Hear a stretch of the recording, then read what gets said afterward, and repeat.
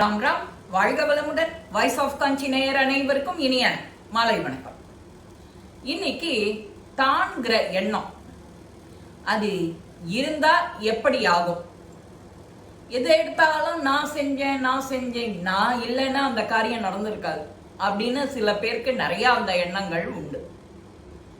அந்த நீ நினைக்கிற எண்ணம், அந்த சுற்றுச்சூழல், மற்றவாளுடைய ஆசீர்வாதம், இதெல்லாத்தையும் விட மேலே இருந்து கடவுள் நம்மளுக்கு இதுதான் அப்படின்னு எழுதி வச்சுட்டோம் முன்னாடியே.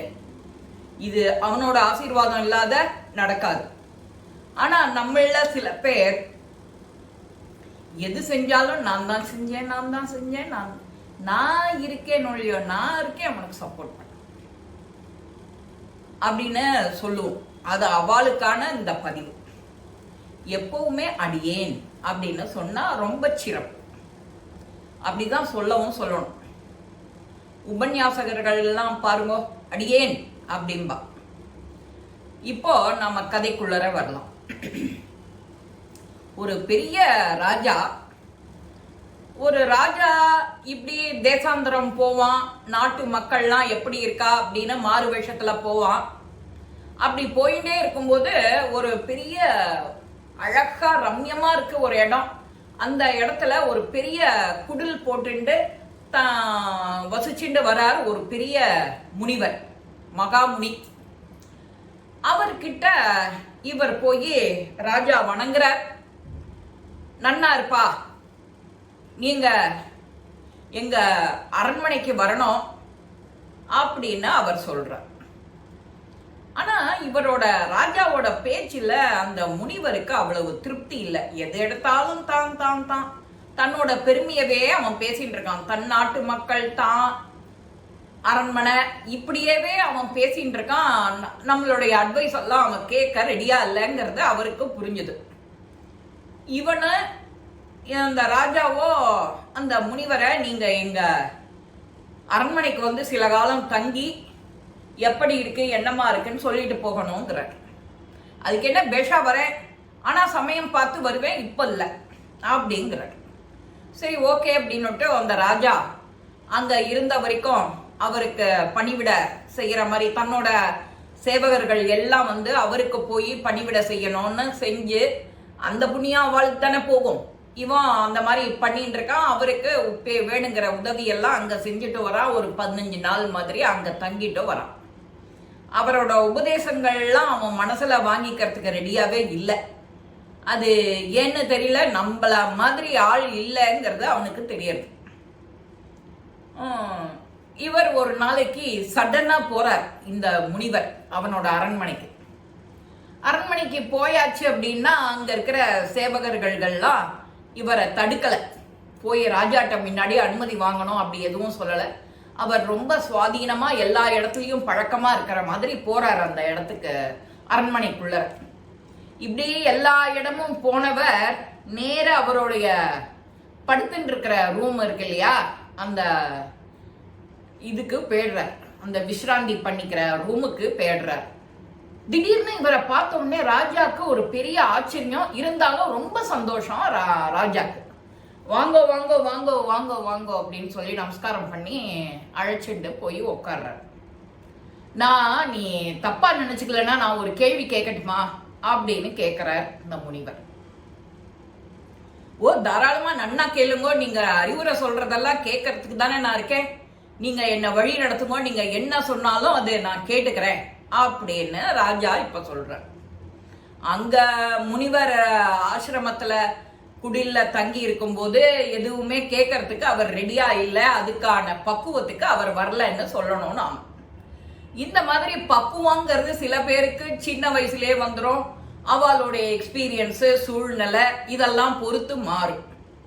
இவருக்கு ராஜாக்கு பிறந்ததுலேருந்தே எல்லாம் தங்க ஸ்பூன்ல தான் சாப்பாடு, தங்க தட்டுல சாப்பாடு, வேர்வை சிந்தறது வேண்டாம், அம்மா அப்பா பாத்துக்கிறதுக்கு, அதே போல சேவகர்கள் காலை கீழே வைக்க வேண்டாம், எல்லாம் அப்படியே கவனிப்பு அவன் இருக்கிற இடத்துல. அதனால அவனுக்கு கத்துக்கிறதுக்கான வாய்ப்பு கம்மி. அதையும் தாண்டி சில ராஜாக்கள்லாம் மதியூகமா இருப்பா. தன்னுடைய ராஜ்யத்தை நன்னா அரசாளனும், மக்களுக்கு எல்லாம் நன்னா செய்யணும் வழிவகை அப்படின்னு தன்னோட நாட்டை விஸ்தரணம் பண்ணிட்டே போவா. சிலர் அண்டை நாடு ராஜாக்களுக்கு உதவியும் பண்ணுவா. நீ என்ன வேணா சொல்லு, நான் உனக்கு ஹெல்ப் பண்றேன்னு. அந்த மாதிரி எல்லாம் நமக்கு நிறைய பேர் இருந்துட்டு போயிருக்கா. இவருக்கு அந்த மாதிரி இல்லை. இவர் எல்லாம் தான் செஞ்சதுன்னு நினைச்சுட்டு இருக்கு. நான் உன்னை ஒரு கேள்வி கேட்கட்டுமான்னு கேட்டவர், நீ இத அரண்மனைன்னு சொல்ற, இது என்னோட எண்ணத்துக்கு இது ஒரு விடுதி. இந்த விடுதியில நான் கொஞ்ச நாள் தங்கிட்டு போறேன் அப்படின்னு அந்த முனிவர் சொல்றார். நீங்க இது பெரிய அரண்மனை மாதிரி இருக்கு, நீங்க போய் இத விடுதின்னு சொல்றீல, எப்படி சொல்றேன் அப்படின்னு இவர் ராஜா அவர்கிட்ட கேட்கிறார். நான் சொல்றது, இதுக்கு முன்னாடி இந்த அரண்மனை யார்கிட்ட இருந்தது? என்னோட அப்பா கிட்ட. அப்பா இப்போ எங்க? அப்பா காலம் ஆயிடுத்த. சரி, அப்பாக்கு முன்னாடி இந்த அரண்மனை யார்கிட்ட இருந்தது? ஏன் தாத்தா கிட்ட. சரி, தாத்தா இப்போ எங்க? தாத்தா காலம் ஆயாச்சு. தாத்தா காலம் ஆயாச்சு, அப்பா காலம் ஆயாச்சு. வழிமுறையா அந்த அரண்மனை தொடர்ந்து இருந்துட்டே இருக்கு. இப்போ நீ இருக்க, உனக்கு அப்புறம் எத்தனை நாள்னு தெரியாது. ஆக இது விடுதி தானே, அதனாலதான் சொன்னேன் இத விடுதின்னு. அப்பதான் அந்த சாட்டை அடிச்ச மாதிரி அவனுக்கு ஒரு உணர்ச்சி வருது. நாம எவ்வளவு பெரிய பாதகம் செஞ்சிருக்கோம் நாம எண்ணங்கள்ல அப்படின்னு நினைச்சுக்கிண்டே அவர் காலில் பொத்துன்னு விழறாரு அந்த ராஜா, அந்த முனிவர் காலில். இத உணர்த்துறதுக்காகத்தான் நான் உனக்கு வந்தேன். எல்லாரும் கொஞ்ச நாள் வருவோம் இந்த உலகத்துக்கு. ஒரு விடுதி ஹாஸ்டல்ல தங்கிட்டு போற மாதிரி அவளுக்கு என்னென்ன வேலை அவன் கொடுத்து அனுப்பிச்சிருக்கானோ அதை எல்லாத்தையும் அனுபவிச்சு கழிச்சுட்டு தான் மேல போறோம். அதே போல இந்த அரண்மனையில உனக்கு எத்தனை காலம்ங்கிறது தெரியாது. அவன் அனுப்பிச்சிருக்கான், உன் தாத்தா, உன் அப்பா, இப்போ நீ இருக்க இதுல, அதுக்கப்புறம் உன்னுடைய பையன். ஆக இது விடுதி அப்படின்னு ஒரே சிம்பிளான ஒரு ஆன்சர்ல சொல்லிட்டு போயிட்டார். நாமளும் இந்த உலகத்துக்கு இந்த உடம்பே நாம விடுதின்னு சொல்லணும் இப்போ, இல்லையா? இந்த மூச்சு காத்து ஆத்மா தானே. அந்த உடம்புல இந்த மாதிரி ஒரு ஷேப்ல ஸ்ரீவித்யான்னு சொல்றோம், அடியேன்னு சொல்றோம்.